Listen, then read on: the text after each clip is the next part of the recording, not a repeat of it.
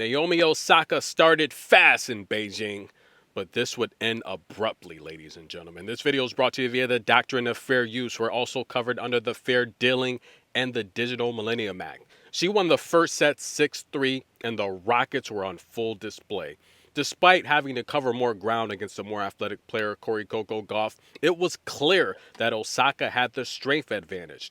But up 3-1 in the first set, Osaka would call for the physio, and you could tell that something was bothering her. Now listen, this is a change of pace compared to someone like a Katie Volinets or Lucia Bronzetti. Coco's very fast. She's very athletic. She's very aggressive. And she's the best defensive player in the game. She's going to get balls back and make you work. That's right. It's going to take a lot of stamina and conditioning to hang in the pocket with Coco. Osaka did well in the first set, but you could tell she was starting to slow down. And this is the key here in this match, ladies and gentlemen. That's right. In the eighth service game, with the opportunity to go up 5-4 after getting the critical break on Coco's serve, Osaka would give the break right back, and then you knew something was bothering her. You can tell by the facial expressions, and ladies and gentlemen, Coco would take full advantage as she would run off the next three service games, and she would take the second set. And we call a stop to this contest, ladies and gentlemen. Unable to continue, your winner by default, Coco Gauff, ladies and gentlemen.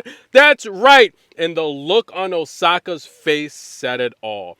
This young lady is going through so much lately. You have to feel for her. Now, listen, guys, I said in the comments that I think in terms of winning right now, there's a lot more pressure on Coco, far more pressure on Coco. Osaka coming back from having the baby, the leaves over the last few years in terms of the mental break. The new coaches, she has a little bit more time to develop because we know she's not at her best. But the way these two ladies walked off the court, beautiful. Yes, they are friends off the court, and this was just so classy of Coco. You could see the pain, the tears on Osaka's face. Coco just pushes such a fast, grueling pace. You could see the difference in Osaka's metrics. Go watch the previous video. Osaka was winning just about 80% of her first serves. In a match like this, that number was down to the 60 percentile range. She also struggled on the first serves, but the second serve, again, Coco putting the pressure on the second serve, just making Osaka work. All the winners that Coco had, Osaka was nowhere near them. It's just covering all that ground. It's very difficult. And Osaka, in terms of getting up there in age, he's in her mid-20s, and I talk about this a lot, right, covering professional female tennis.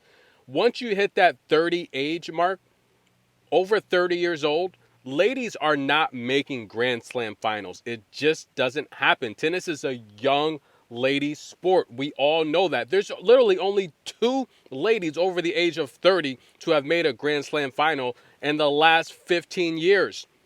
And one of those is Serena Williams. It just doesn't happen. So in terms of footwork, you can see the footwork slowing down a bit on Osaka. Not that she's always had, not that she's been one of the best when it comes to footwork, right? We all know Coco and Iga dominate that category.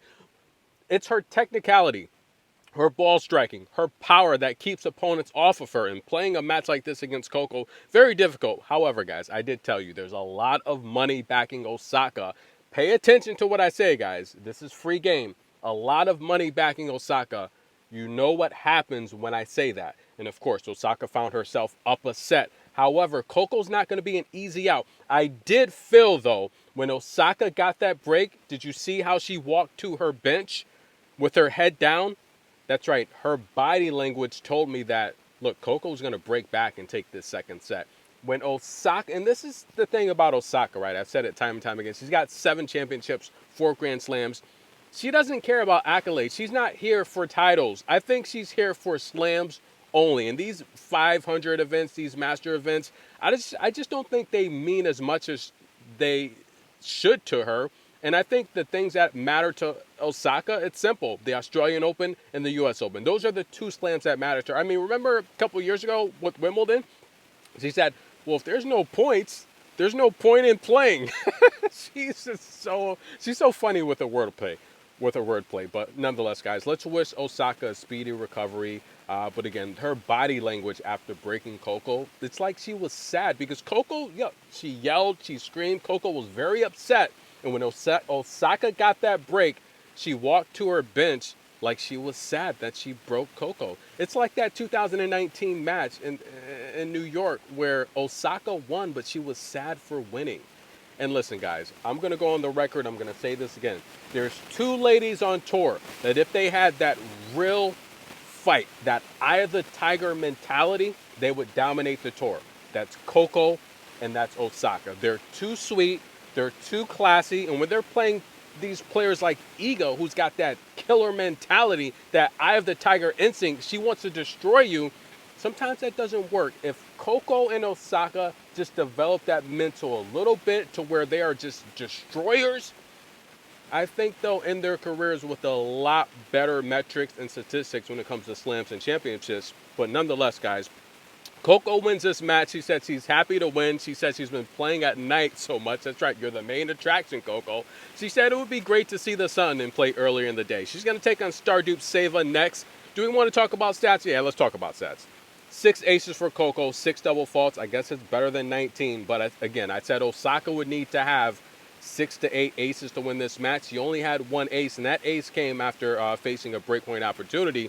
But I feel that if she would have held serve, a few more aces, she would have won this match. But again, I didn't like her body language after breaking Coco. It seemed to me like her mental just collapsed. And I think that could be a problem with someone like Patrick on her camp. I don't know how long this relationship's going to last. We'll see. He could be on a trial type of basis. But the reality here is I don't know how much I don't know how much he would put up with stuff like this. I mean, when you break someone, you're supposed to be pumped up and fired up. She was happy she got the break, but once she started walking to the bench, and I guess she observed how upset Coco was, she put her head down. Like, you can't do that. You're here to win a match. But nonetheless, 60%, 61% of her first serves, again, down from 77%, her average on the tournament. 16 winners, again, down. 10 unforced errors. She did reduce the errors, 27 unforced errors for Coco, and I'm telling you guys, doesn't matter how good you are. A skilled player can use your athletic ability against you. They can, use it to your disadvantage. And the faster, stronger you strike the ball, it's very tough to return. It's difficult to find a rhythm. And that's where the unforced errors come in. 27 because of Osaka's power. Osaka was pretty consistent on break points. But again, Coco averaging 12 break points per match this tournament. She had 11 in 2 sets. So she kept the pressure on Osaka all tournament long. She's going to take on Stardupseva. If you're not familiar, she's ranked 115th. But as of now, making it this deep into this 1,000 into the quarterfinals, she'll find herself inside the top 70 or better. Good job. Look, she's won 10 of her last 11 matches. I've covered Stardupseva. She's a good shot maker from the hard-hitting Ukraine. Took out Anna Kalinskaya. She's already served up 2 bagels this tournament, a couple breadsticks. She's playing solid tennis. She's won 10 of her last 10 matches. She took out Zhao. She's qualified in her last 2 tournaments. That's right, in Africa and as well here in China. She took out Zhao, Zhang. She took out Laura Sigmund in the first round, 6-4, 7-6. She took out Katerina Siniakova, Elena Evanesian, some very good, strong ball strikers, Anna Kalinskaya. These are all good shot makers between the line. The only concern I have with her, again, facing someone like Coco, Coco has beat good competitors as well. She advances after winning the second set over Osaka. She beat Burwell. She beat Katie Bolter. These are very good ball strikers as well. I do have a concern with Stardupseva and her athletic ability. I don't know if she's going to be able to keep up with Coco's pace. Coco plays very fast. Stardupseva looks to get a rhythm. I don't think Coco's going to enable her to find a rhythm. Coco could very well see herself in the semifinal battling Paula Badosa and again battling Sabalenka for a potential championship. Very possible. Coco looks like she's going to hang on to that number 6 spot at least. Pegula's still in this draw as well. However, if Pegula bounced out next round and Coco advances to the semifinal, Coco's going to pick up 700 points and possibly, or the championship match, Coco will pick up 700 points. And that could potentially propel her into the 5th spot, right? Polini looks like she's comfortable at the 4. Rybakina is comfortable at the 3. Of course, Iga and Sabalenka have already clinched. But watch out for Danielle Collins, guys. Queen win. It would be very sad if Collins could not end the year in the WTA Championship. But nonetheless, guys.